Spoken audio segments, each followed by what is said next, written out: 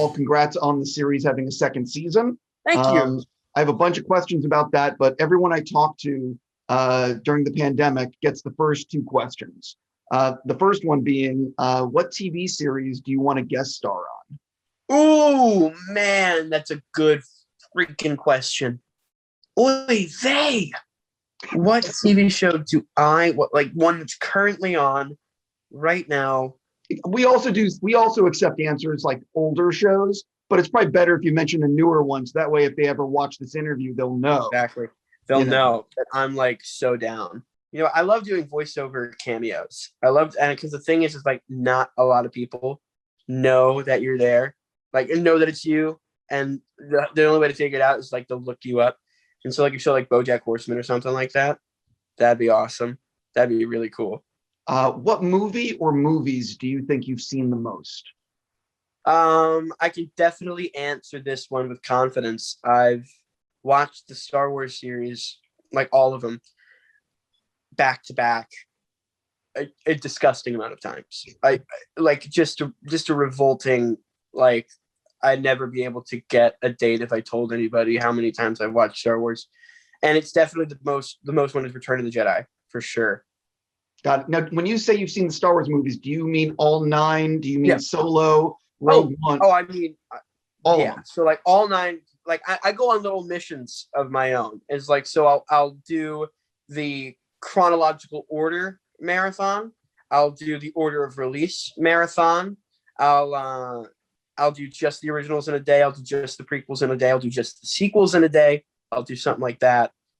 Sometimes I'll just randomize it. Sure. Do you collect any Star Wars things? Not much. The thing is like I would like to, but I'm not an organized person. And so any stuff that I'd collect would just end up just filling my room, which is already a black hole full of everything that I've ever collected in my life. You might not know this about me. I am a pretty big Star Wars fan. Just throwing that out there. Saying that, I'm sorry to say I hate episode 9. You hate episode 9? Yeah, I really hate it. And I'm just curious what you think about it, because I think it destroys the original trilogy by bringing back the Emperor. I go back and forth when it comes to the sequel trilogy a lot.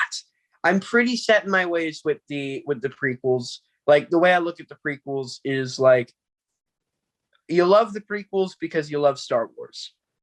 Like, when you have like a crappy sibling, like, when you're like fighting with your sibling and you're like, I love you because you're my sibling, but you're an asshole. you know what I mean?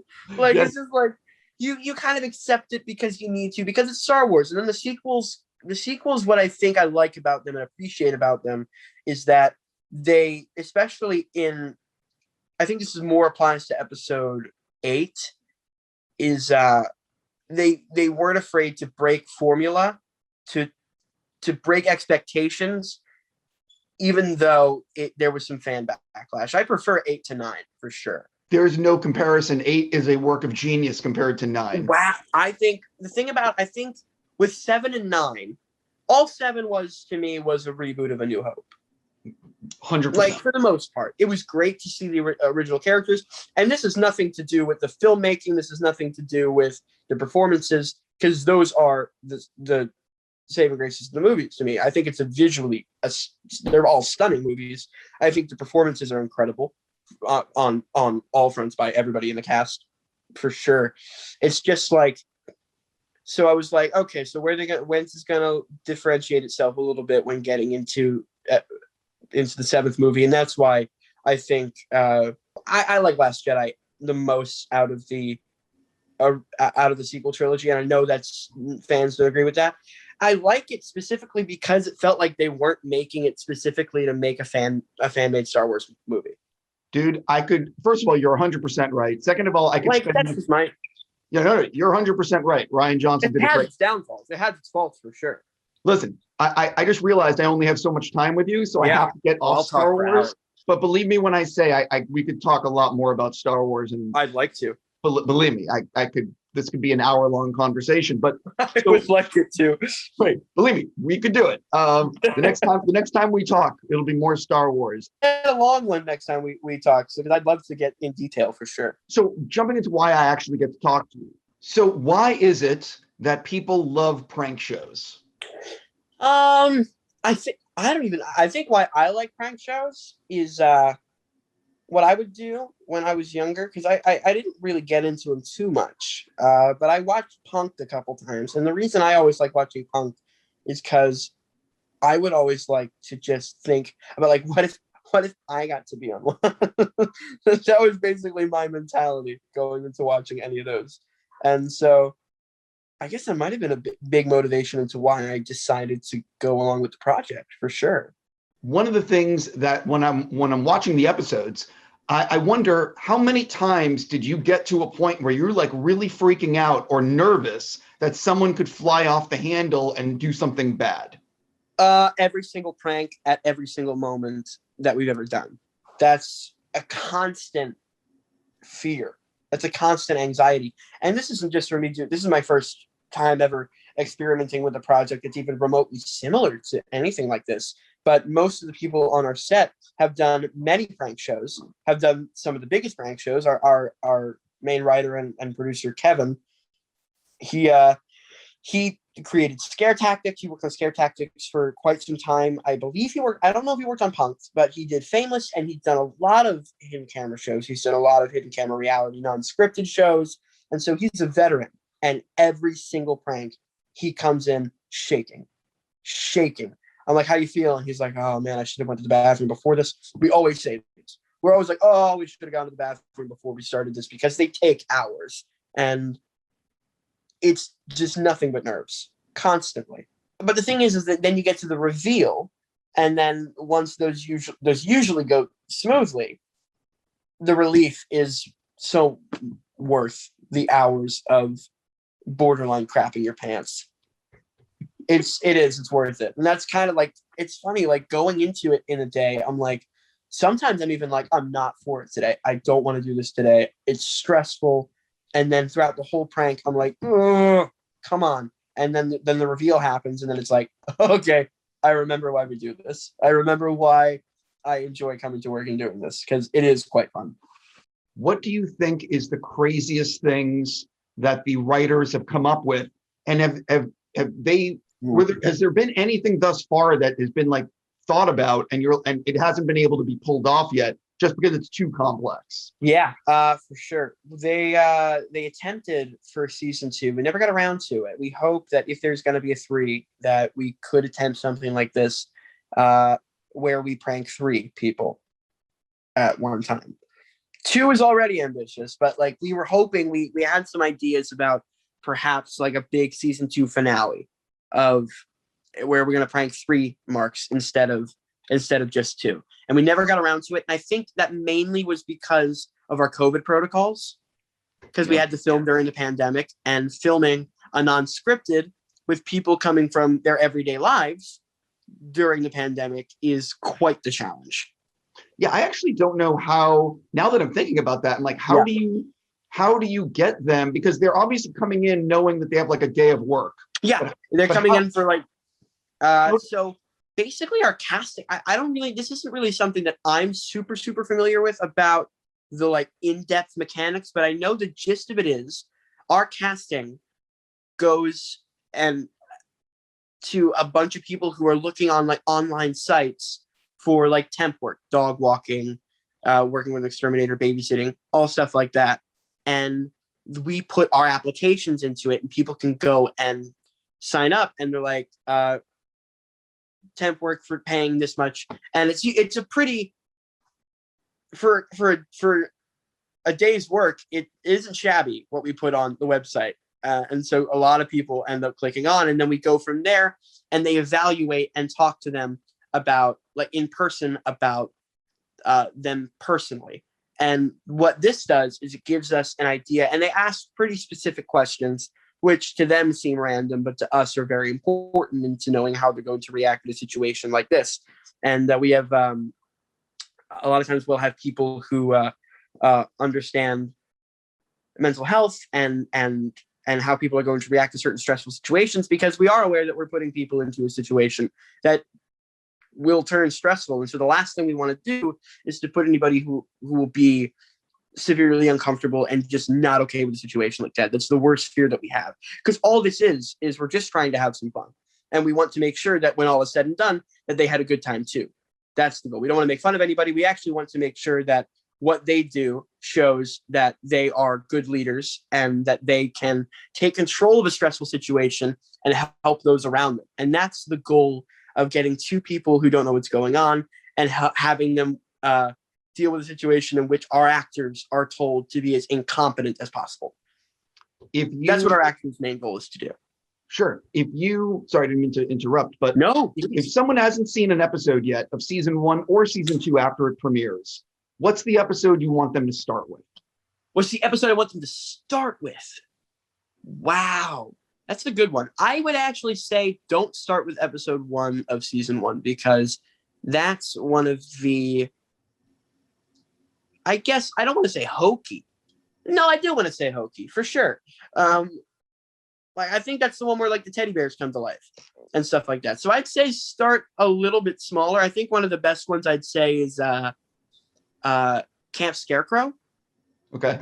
That's the one where quote unquote the scarecrows now maybe come to life. Either that, or it is also debated that the old groundskeeper has kind of lost his marbles and is now going on a bit of a rampage to take revenge on the camp. And the reason I say to start with that one is because it kind of pulls back from the supernatural elements of it all, because a lot of them deal with things like ghosts. One of them in our second season is people working in a haunted house. And one of the cool things we do with that is one of our marks is working with what they believe to be is a temp security company. And they're going to be there and literally just watching monitors in the house to make sure the moving's going swimmingly. And we have little edits that we are able to put into the security cams that show some actors walking downstairs, but like you can see through their bodies. And the other actors there are completely unaware of the situation going on. And it's stuff like that is pretty cool. But this one, Camp Scarecrow, isn't as supernatural. And so it's more of like this is crazy.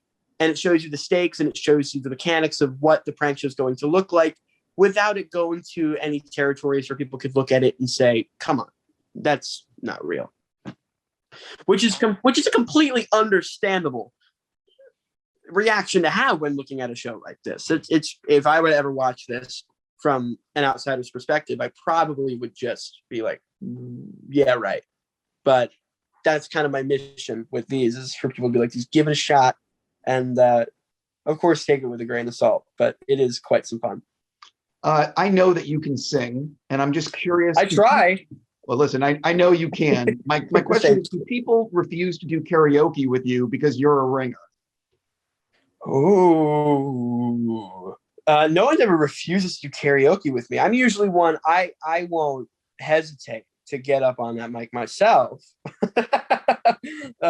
Usually people have a lot of fun doing karaoke with me, especially whenever I'm singing with people like in a fun setting.